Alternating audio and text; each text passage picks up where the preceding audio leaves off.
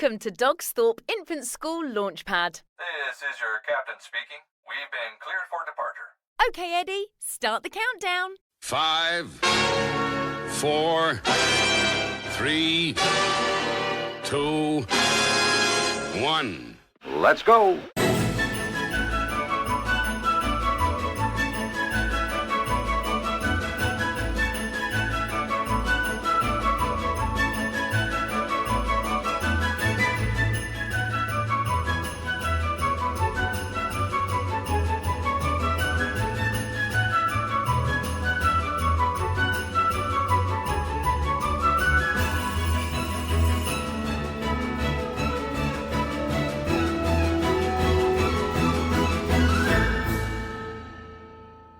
Yes, welcome back to Eddie's Launchpads. It's the Dogsthorpe Infant School podcast for parents, teachers and schools. Wherever you're listening, thank you for joining us today.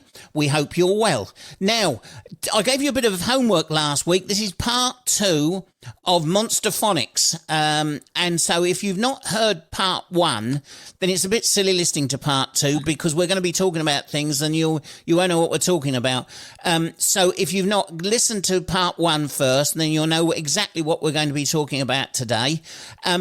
But for those of you who have listened to part 1, I left you with a bit of homework to visit the website. Hopefully you've been and had a look at everything that Monster Phonics offers.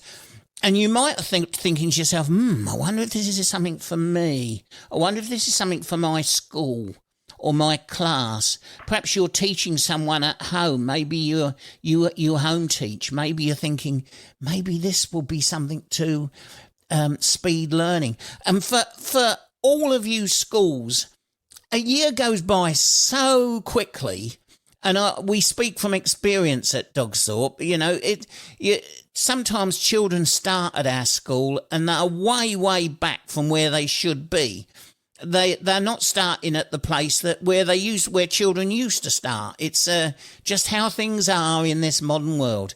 And so we've then got to not only catch up the child when they're in reception, but we've then got to speed them on because within a year or so they'll be doing phonics tests in year 1. And so we need to make sure that they're ready.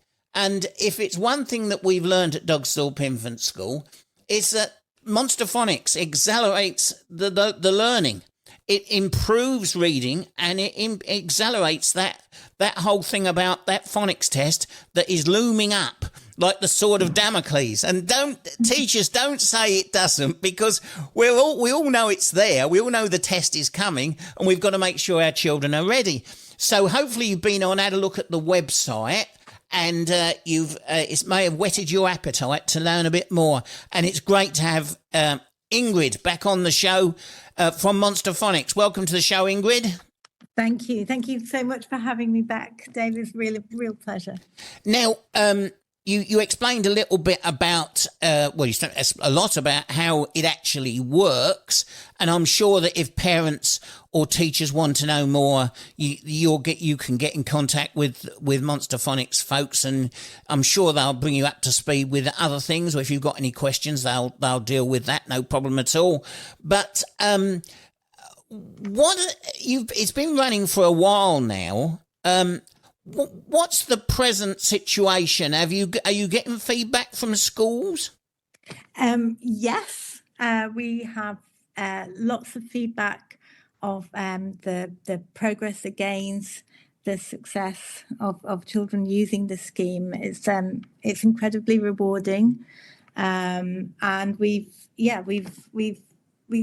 Phonics is growing massively. So we are in the UK, but we're also in about 70 countries worldwide. And again, we hear the impact of the difference that the scheme is making to learners. So it's for me as a founder, it's a wonderful reward. A long journey it took to make the scheme at the beginning, and it's just fabulous to hear the difference that it's making. Yeah, absolutely. Since last week, I've been thinking about that whole thing about the words thing, and about the way that we pronounce words, and how tricky it is, and how easy it would be for a child to get a word wrong. And the other day, it comes up a lot, folks, between me and Mrs. Waters, that it turns out that she pronounces, I'm going to say it now, she pronounces it as scone, but I pronounce it as scone. And of course there is no right or wrong way, and you different people will say different things. But if you spell that out, if you did Monster Phonics on it, it's an interesting one, and then that led us on to the other day, a thing, and she said, but it's not, it's scone as in cone. And I said, yeah, and it can be scone as in gone. And it's those tricky words, I had to stop then, otherwise I wouldn't have got me tea, folks. But all of those things, we do live, but colour, for example, COLOUR, we spell it. The Americans spell it COLOR as you pronounce it, color, and yet that U, I'm guessing, could be French connections. I don't know, but it is very, very difficult when you're teaching a child to read something. But the great thing about and the reason, I guess, why you're getting success abroad is that your characters, whilst they may have to change the name because of the language, the characters themselves can stay exactly the same, can't they?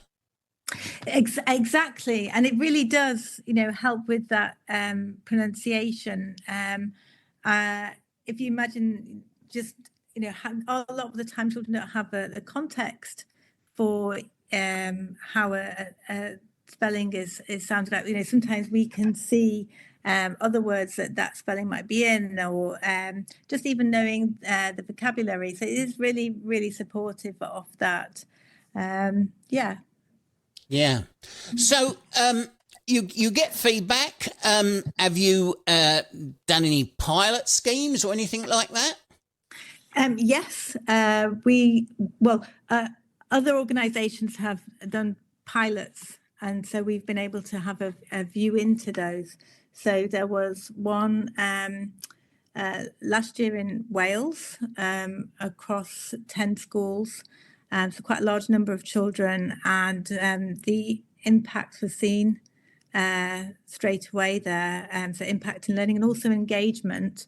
And so we took, there was feedback that was taken from the children and then also teachers, and also then their results, and we could see the difference that it made there.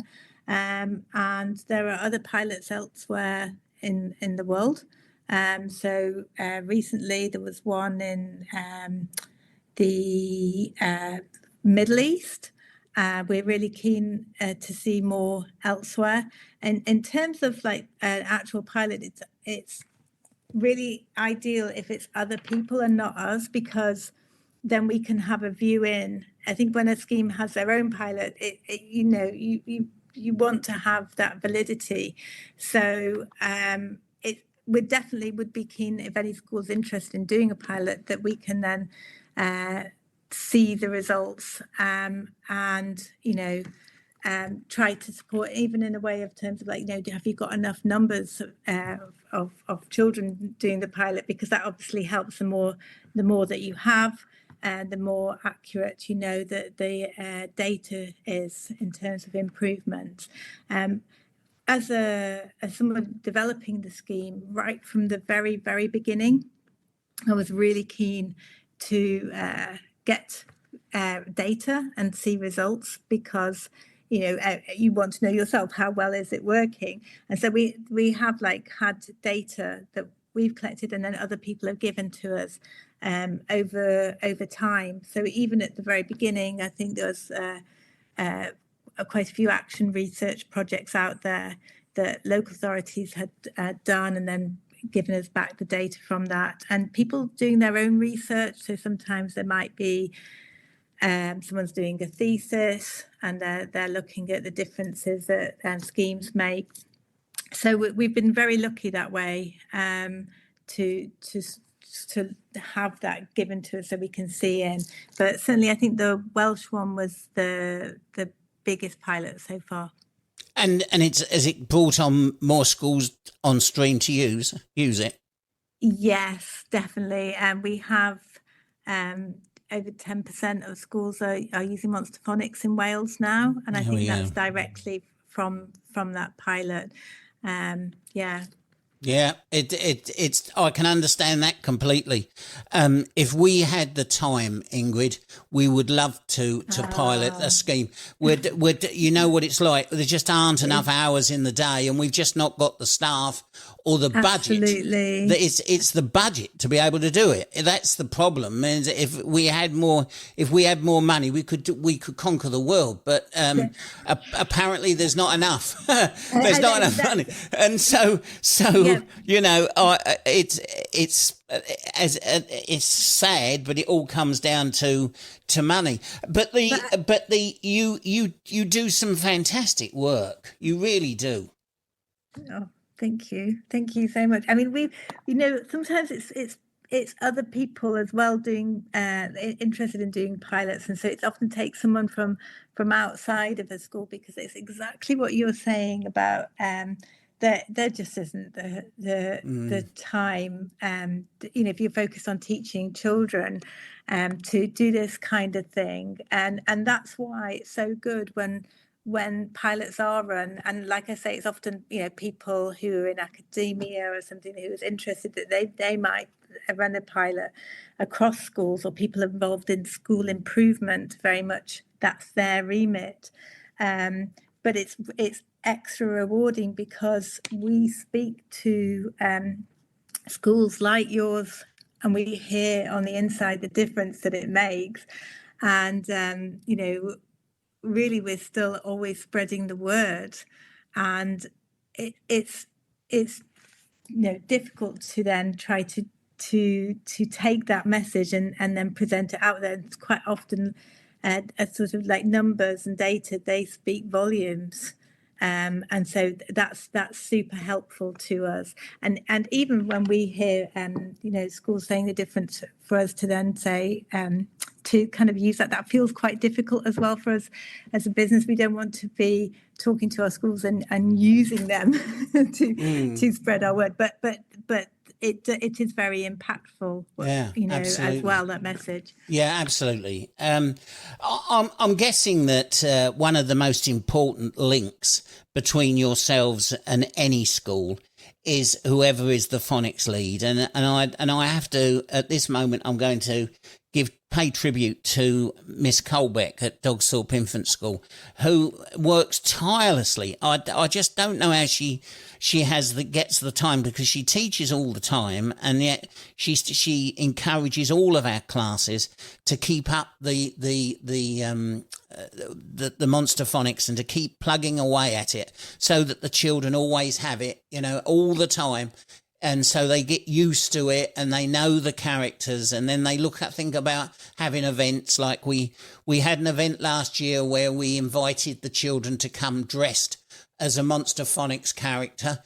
Interestingly, a lot of them picked Angry Red, but there was some great ones. I remember the blue one with his sunglasses on. In fact, I featured him on the website, because we allow one or two photographs onto our website, and those little things just to keep chipping away at it. So, Miss Colbeck, if you're listening to this, thank you for all you do. Your work at Dogsthorpe Infants, and the difference that you make at a grassroots level is very important, and backed up, of course, by the excellent resources of Monster Phonics. Because you don't. It's not just about the scheme, is it? You offer resources as well. Yes. So we have there's the teaching scheme, and then there are books. There are flashcards, activity books, handwriting books. So there's a whole range.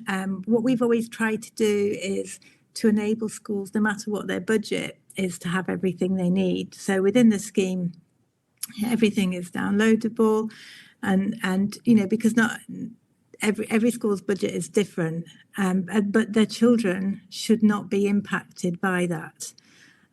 So the aim is there to provide everything, but of course people want different things, and that, for example, they might want flashcards in class. Now they're downloadable in the scheme, but we produce them because they were time saving, and actually we price them at less than what it would cost for a school to print and laminate. So there's a lot of thought in mind about what a school genuinely needs. So everything we've created, we had over time we had a wish list, and we took feedback from teachers to hear what they needed most or what they wanted to make them. Then we made it. So we're still taking feedback now. So if there's something out there, then let us know. But I'd just like to go back to the phonics lead, because I thank you so much, because I do think that's, as well as the scheme, I think the phonics lead is like one of the biggest impactors in results, because they're leading a lot. So they're leading the pulling everyone together as teachers, leading all the teachers, the teaching assistants and parents, bringing them on board. And it's a huge responsibility. It's a lot of work. And so it's not always an easy task, because you're trying to lead everyone one way. But it's also not just the initiating leading, but it's that ongoing work. So, your results at Dogsthorpe are fantastic, and that's down to you and your phonics lead and your team. So yeah, it makes all the difference. Absolutely. I'm going to give you a couple of anecdotes now, Ingrid, that you're free to use, because they're true, absolutely true. Last year, when it was time for the phonics test, we have a number of children at Dogsthorpe. We have them every year that have particular needs, and they really struggle with their learning and behaviour and attendance and all of that. And there was one that Mrs. Waters was really struggling with. She said, "I'm not sure how this is going to go." And so she got him in. They befriended. She befriended him and got used to it, and he got used to her, and there was a good relationship going. And she said, "We've got to do this test, don't you?" And of course, you have to go into this room. For those of you who don't know, listeners, you have to go into a room. There can't be anything on the walls or anything that can help a child. It has to be just done in this room, bare room, just a table and chair, and you just go through the test. And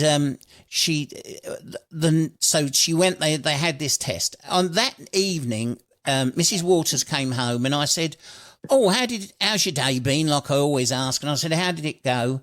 And with tears in her eyes, Ingrid, she said, "He was amazing."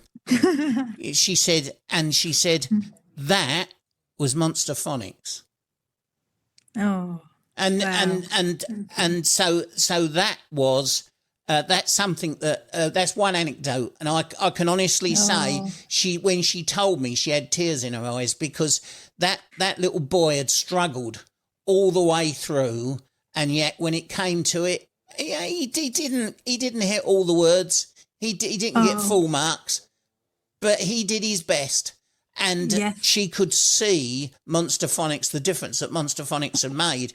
And so that's one anecdote. The other anecdote is that we was actually praised by the senior school improvement officer in the LA for the way that over the last 2 years, since we've been using Monster Phonics, how much we've improved. Our data has improved.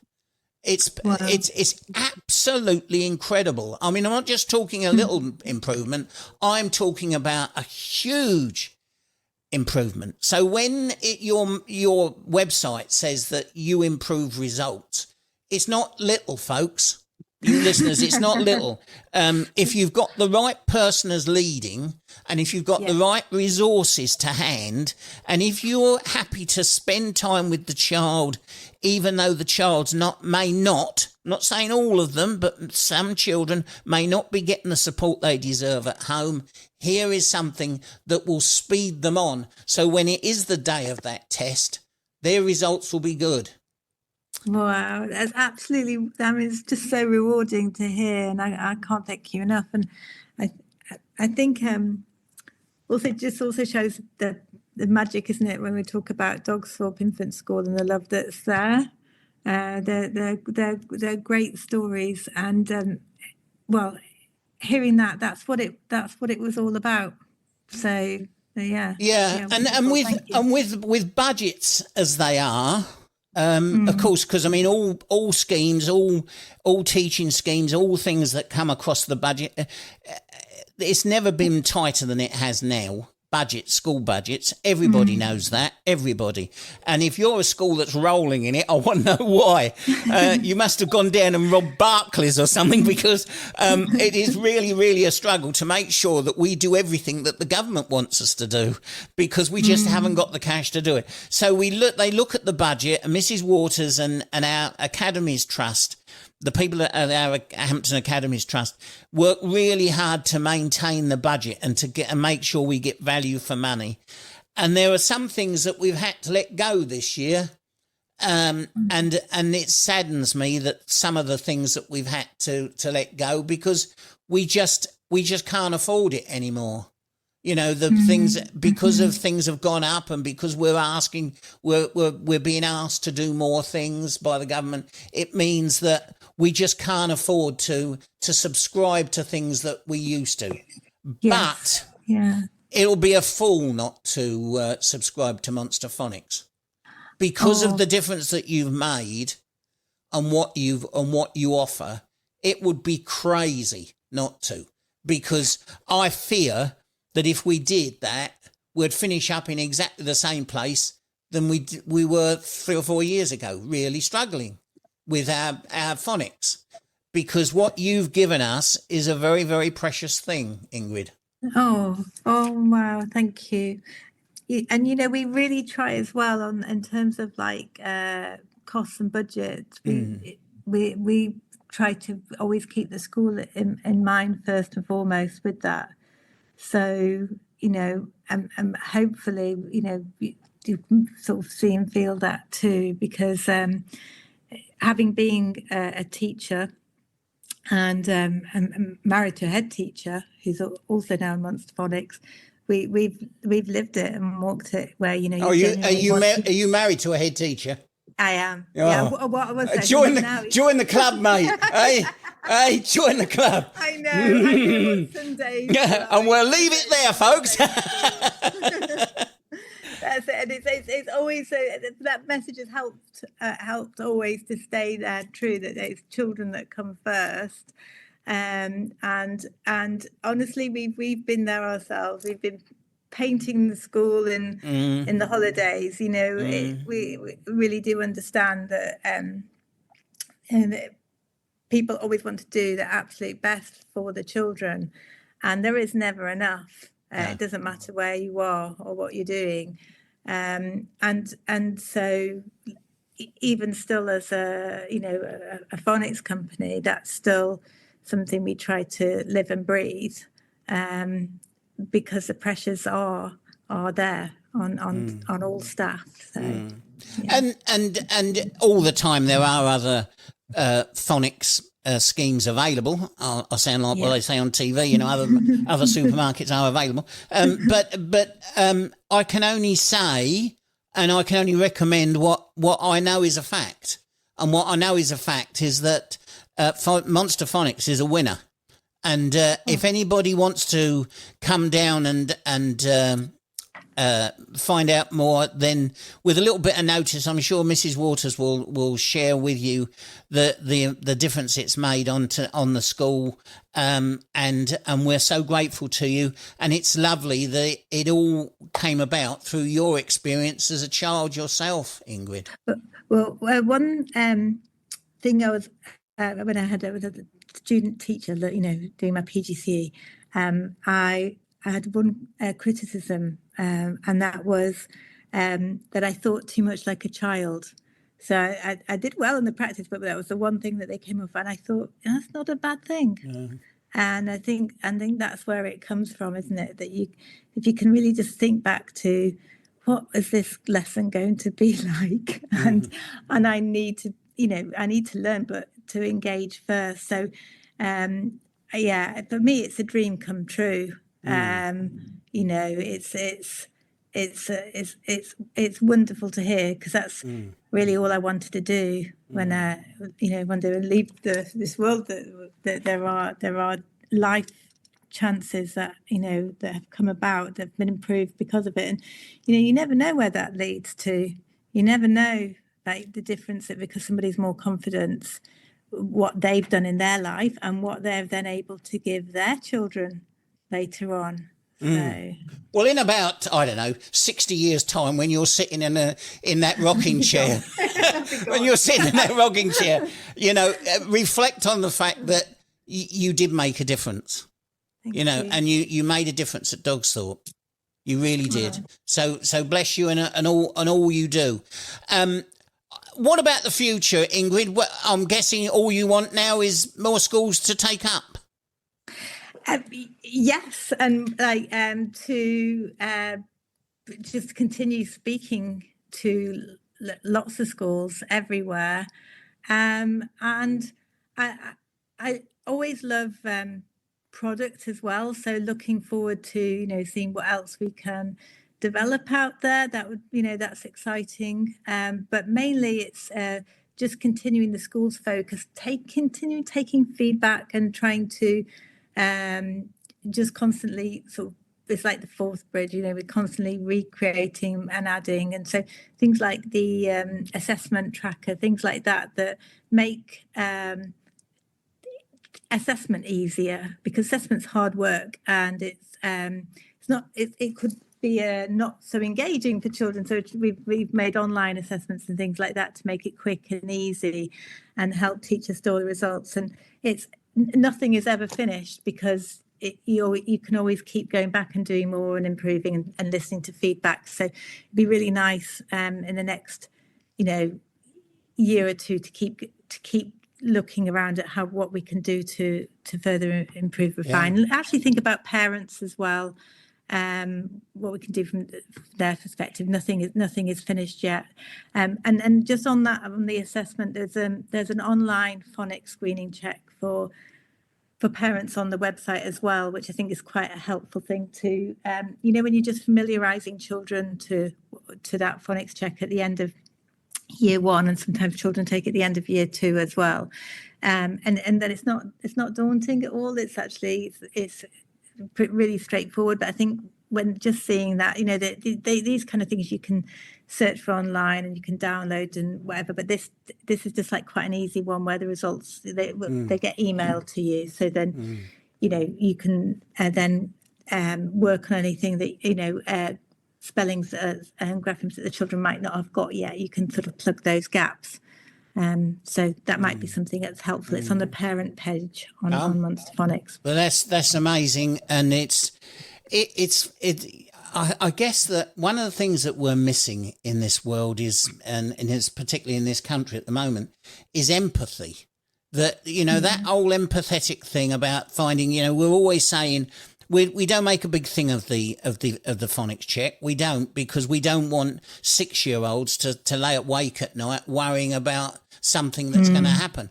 But at the same time, the teachers are worried, because they know that the data is everything. That it is about improvement. It is about moving the child forward. So it's like a two-edged thing, a two-edged sword. But the empathy thing is important, and we try and teach our children about empathy, and it's no bad thing to think as a child, because by thinking as a child, you learn more by it, and long may your work continue. I really mean it. Now, if people want to get in touch, can you just remind us of the website address again? Yes, it's www.monsterphonics.com. There we are, folks. Go on the podcast, go double click on it. It'll open up to a link.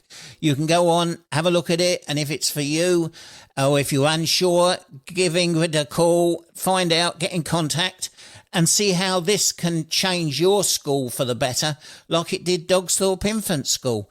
Ingrid, thank you for your time today. If you do anything else new that you'd like to share with our listeners, then do drop me a line and let me know. And if anyone who's listening, if you're a bit unsure about how things work and how things worked at Dogsthorpe Infant School, then drop us a line through our contact details on our website, dogsthorpeinfants.org, all one word, and get in touch with us and we'll get back to you. And we'll make sure that you and Ingrid have a conversation and you can get in touch with all of the details. Also, now this podcast is out, as we're approaching Christmas, as this podcast is now out, this is going to go, these two podcasts are going to go on to our Monster Phonics section of our website. So it's going to be there all the time now. So if you want to re-listen, or if you're a new visitor, just click on those links and you'll find out how Monster Phonics works, how it all began, and what it can offer your school. Sadly, our Christmas episode has come to an end. Eddie, the Dogsthorpe Infant School Wellbeing Dog, wishes you all a very Merry Christmas and a Happy New Year.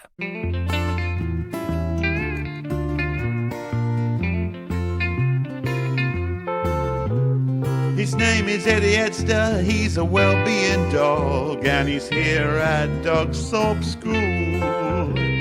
He's such a little cutie, wagging his tail, and the kids all think he's cool. He makes them feel safe, he's great for mental health. He gives them confidence from his very self. Not talking about money, but he brings so much wealth. He's Eddie Edster, the well-being dog. His name is Eddie Edster, he's the well-being dog, and he loves Christmas time. Lazing round the home, chewing on a bone, Eddie thinks it's fine. The children will be looking out for Santa Claus, but also giving high fives to Eddie's paws. Let's all thank Eddie with great applause. It's Eddie Edster, the well-being dog. It's Eddie Edster, the well-being dog. It's Eddie Edster, the well-being dog.